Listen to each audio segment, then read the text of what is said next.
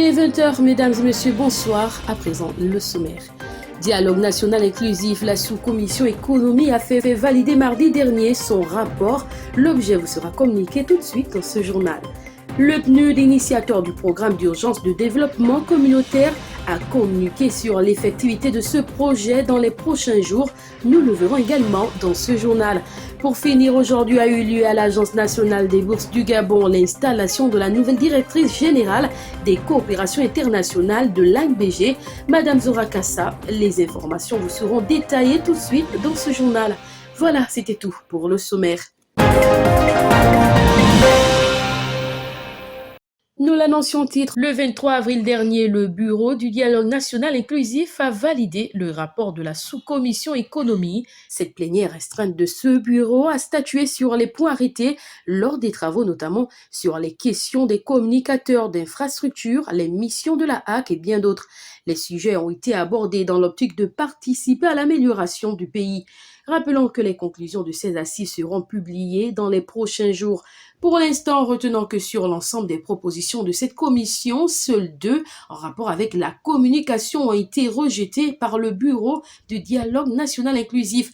Rappelons que la commission économique qui a réuni 11 341 contributions a été composée de 4 sous-commissions, à savoir économie, finance, équipement, infrastructure, travaux publics, emploi et agriculture, environnement.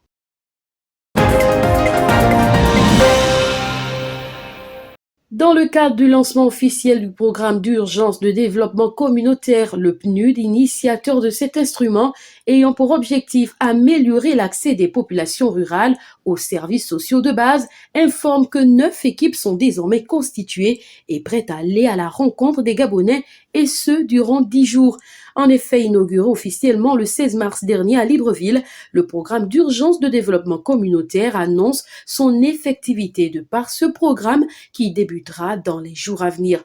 Pour ce faire, une quarantaine d'experts multisectoriels s'organisent actuellement dans la capitale en vue de la phase liée à la collecte des données, mettant en place 9 équipes interministérielles constituées pour les 9 provinces du Gabon. La validation des outils ainsi que la logistique nécessaire à cette mission a été affectée mardi au siège du PNUD Gabon. Pour ce faire, les équipes sont prêtes et outillées pour 10 jours dans les provinces à l'écoute des populations gabonaises.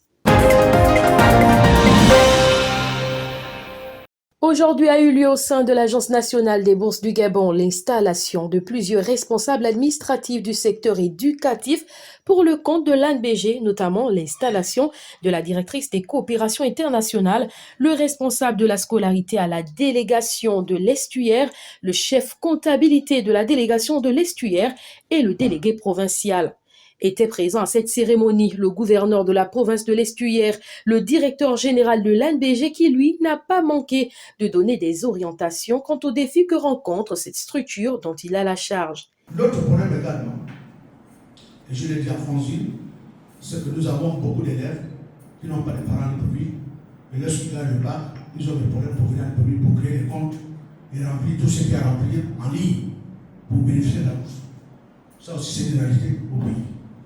Or, le fait d'être en province va les éliminer le voyage sur le brevet. Ça permettra à nos élèves, nos futurs bacheliers, de faire des formalités dans la province sur place, puisque le bassin pédagogique de chaque province regorge des centres de bac.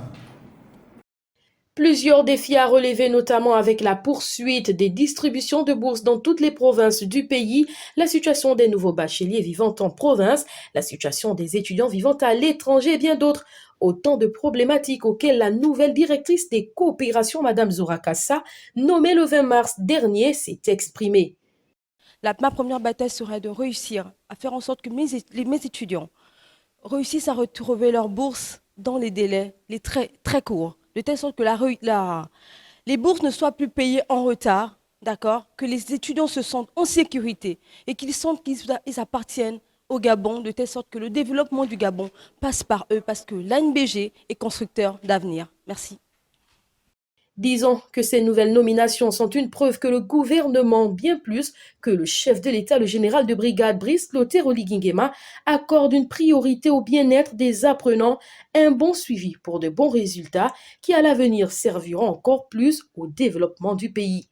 Voilà, c'était tout pour aujourd'hui. Merci de nous avoir suivis. N'oubliez pas, demain, connectez-vous à la même heure pour un prochain numéro de votre édition d'information sur Ogo Info.